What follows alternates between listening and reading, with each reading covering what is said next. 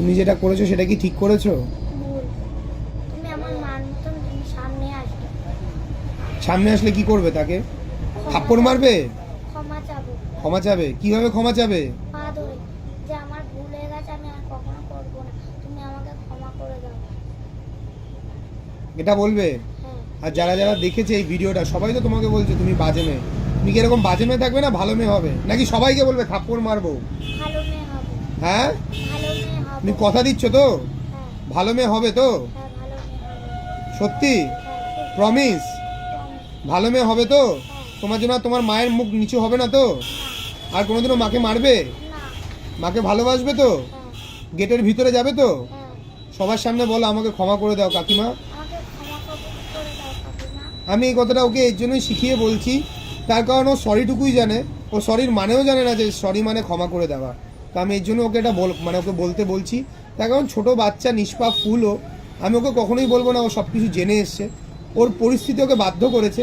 এই পরিস্থিতিটা পিছনে 37 মিনিট ভিডিও রয়েছে, সেটা আমি আপলোড করব, সেটা দেখবেন কেন ও এরকম ব্যবহার করছে। কিন্তু ওকে একবার ক্ষমা করে দিন।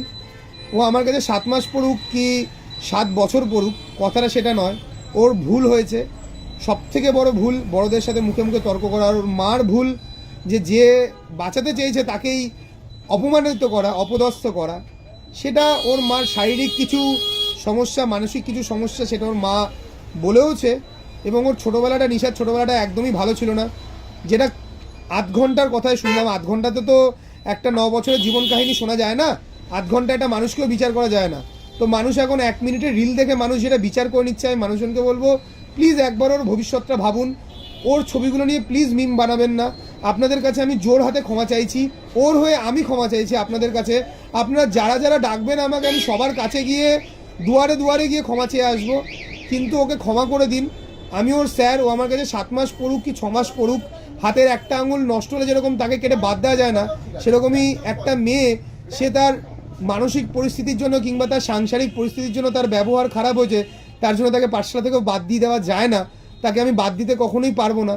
তো আমি যেরকম ওর স্যার, ওর গার্জিয়ান, ওর অভিভাবক, 7 মাসের জন্য 7 মাসের অভিভাবকত্ব হলেও 7 মাসেরই ওর অভিভাবক। কিন্তু আমিও চেষ্টা করব ওকে একটু স্পেশাল কেয়ার দেওয়ার। এবং আমিও সকলের কাছে ক্ষমা চেয়ে নিচ্ছি ওর এই ব্যবহারের জন্য।